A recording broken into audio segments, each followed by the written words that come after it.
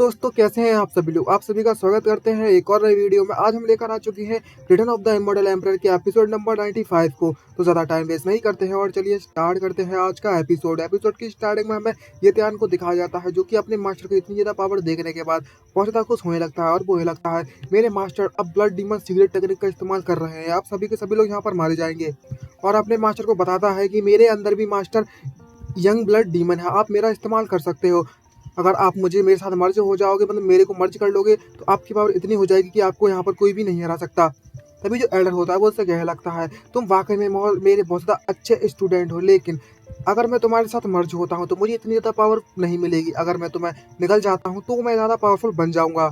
तो मुझे इस बात के लिए माफ़ कर देना मेरे अच्छे स्टूडेंट। और उसे निकलने का आदेश देता है अपने मास्टर को। इसको देखने के बाद ये तानी भी डरने लगता है और बोलता है क्या मास्टर आप मेरे साथ मजाक कर रहे हैं, आप मेरे को निकलना चाहते हैं। और वहीं पर घबराने लगता है और उसके पसीने छूटने लगते हैं और अपने मास्टर से कहने लगता है मास्टर अगर आप ऐसा करते हैं तो मैं यहाँ पर मर जाऊंगा। और तभी हमें दिखाया जाता है वो मास्टर होता है, वो अपना हाथ उसके सर पर रखता है और उसे निकलना चालू कर देता है। और ये ध्यान की तो बैंड बज रही होती है और उसकी सारी एनर्जी उसके अंदर जा रही होती है और वो अपनी जान की भीख मांग रहा होता है और वो लगता है मुझे मरना नहीं है। और उसे पूरी तरीके से वो मास्टर अपने उसके ब्लड एनर्जी सब कुछ सोख लेता है अपने अंदर।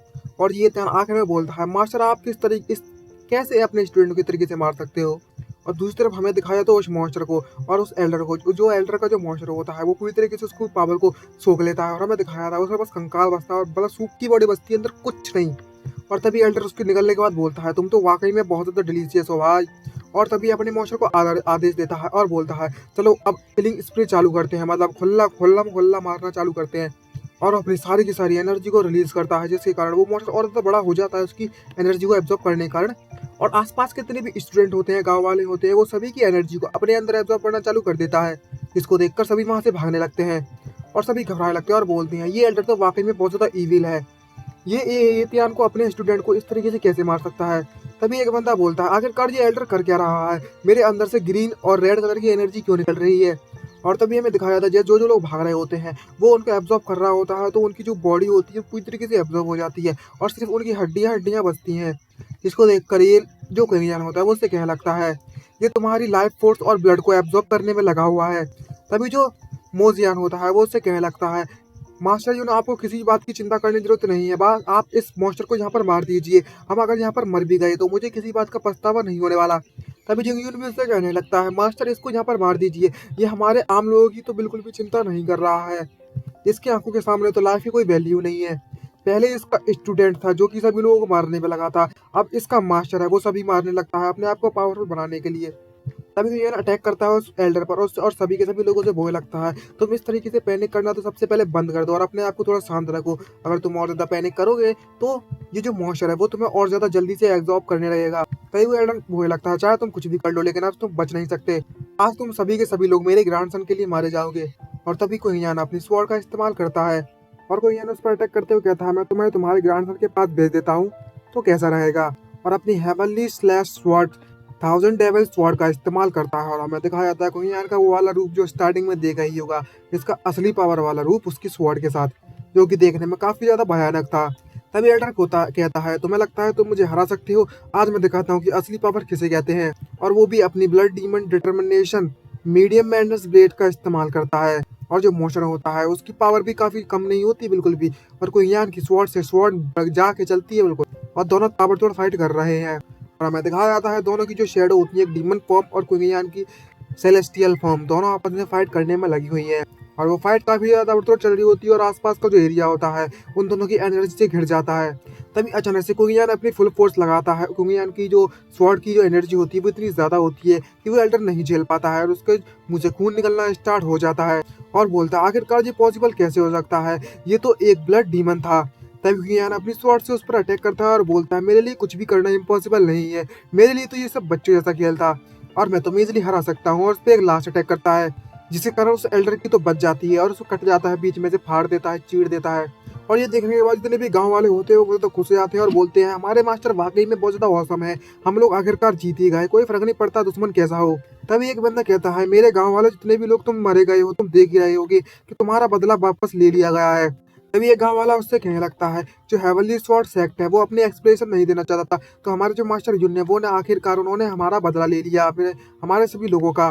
जब हम अपने गांव में अपने टाउन में वापस चले जाएंगे तब हम मास्टर जी उनका पुतला बनाएंगे और उन्हें एंसिस्टर की तरह पूजेंगे।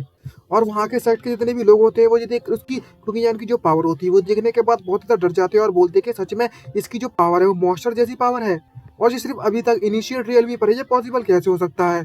तभी एक बंदा कहने लगता है आखिरकार इनिशिएट रियलमी का बंदा एक यंगर रियलमी के बंदे को कैसे मार सकता है, ये तो वैसा लग रहा है जैसे कि मैं सपना देख रहा हूँ। तभी वहाँ का जो स्टूडेंट होता है बोलता है मुझे लगा था कोई यहाँ सिर्फ कुछ ही देर तक मर जाएगा और जब तक झेल पाए तब तक बाकी के एल्डर आ जाए, लेकिन यहाँ तो कोई ने एल्डर को ही मार दिया। और जिंगीन भी ये देखकर एक्साइटेड होता है और बोलता है फादर मास्टर जी और वाकई में बहुत ज़्यादा औसम है, उन्होंने इसे एक ही झटके में मार दिया है, मुझे भी उनकी तरह बनना है। जी मैन भी उससे कहने लगता है एब्सोल्यूट पावर के आगे कुछ भी पॉसिबल हो सकता है, तुम्हारे सपनों को कुचलने के लिए मुझे माफ़ कर देना लेकिन तुम उसकी तरह नहीं बन सकते। लेकिन अगर तुम अपनी ट्रेनिंग आज से अच्छे दिल से करते हो तो शायद ये पॉसिबल है कि तुम शायद कुछ लोगों की मदद कर सको, शायद तुम इतने पावरफुल बन जाओ। और जिंगजिन भी इस बात को लेकर एग्री हो जाता है, लेकिन मैं कभी भी गिव अप नहीं करूंगा अपनी पावर को बढ़ाने के लिए। तभी हमें हेवनली स्वॉर्ड सेट के इनर गेट का सीन दिखाया जाता है। वहाँ पर एक लड़की बैठी हुई होती है जो कि हेवनली स्वॉर्ड सेट के इनर गेट की 7th एल्डर सुहान होती है। इसका नाम सुहान है। तभी सुहान उससे बोलने लगती है ये तो ब्लड डीमन पावर है। मैं इस सिचुएशन के बारे में इस ब्लड डीमन के बारे में काफ़ी समय से इन्वेस्टिगेट कर रही थी लेकिन मुझे एक भी सबूत हाथ नहीं लगा था उस समय, लेकिन ये हमारे इस सेक्टर में क्या कर रही है अचानक से अपेयर हो गई। तभी सुहान बोलने लगती है कि मुझे इस घटना की जानकारी इकट्ठी करनी ही पड़ेगी ताकि मेरे जो डाउट है वो क्लियर हो जाए, शायद मुझे कुछ अच्छी जानकारी मिल जाए। और वहाँ से सुहान निकल पड़ती है। तभी हमें कुंगियान को दिखाया जाता है, कुंगियान उसे बोलने लगता है मैं बस तुम्हें वीक करना चाहता था, मैं नहीं चाहता था कि तुम मर जाओ, लेकिन तुम तो यहाँ पे मारना ही पड़ा आखिर में। और तो और मुझे अपनी सिस्टर के बारे में इससे और ज़्यादा जानकारी चाहिए थी। अब मुझे कोई ऐसा तरीका ढूंढना होगा ताकि मैं इस हेवनली स्वॉर्ड साइट के अंदर जा सकूं और अपनी बहन के बारे में पता लगा सकूं। तभी अचानक से उसके पीछे से कुछ शेडोज निकलती है जिसको देखकर सरप्राइज होता है और पीछे मुड़ता है और बोलता है कोई तो यहाँ पर आ चुका है। और तभी हमें एल्डर्स को दिखाया जाता है जो कि वहाँ पर आ चुके हैं। तभी हमें हेवनली स्वॉर्ड सेट के इनर गेट के 4th एल्डर वू हाउ को दिखाया जाता है जो कि बोलने लगता है मुझे यहाँ पर रिपोर्ट मिली है कि यहाँ पर कोई बब्बर मचाने में लगा है, तुम इस बात के लिए यहाँ पर मारे जाओगे। आम सुनी ना बुनी सीधे आकर अटैक करने के लिए तैयार हो गया, भौरा गया बुढ़ापे में दिमाग। तभी जो हेवनली स्वॉर्ड सेट के इनर गेट के जो 2nd एल्डर हु कौन होते हैं वो बैल लगते हैं 4th एल्डर थोड़ा आप शांत हो जाइए, पहले हमें पता लगाने दो कि आगे यहाँ पर चल क्या रहा है। तभी वो जो 2nd एल्डर होते हैं वो सामने देखते हैं तो वो देखकर डर जाते हैं और सरप्राइज होते हैं आखिरकार यहाँ पर क्या चल रहा है। जो एल्डर डिंग थे वो यहाँ पर किसी से फाइट कर रहे थे लेकिन वो आखिरकार है कहाँ पर।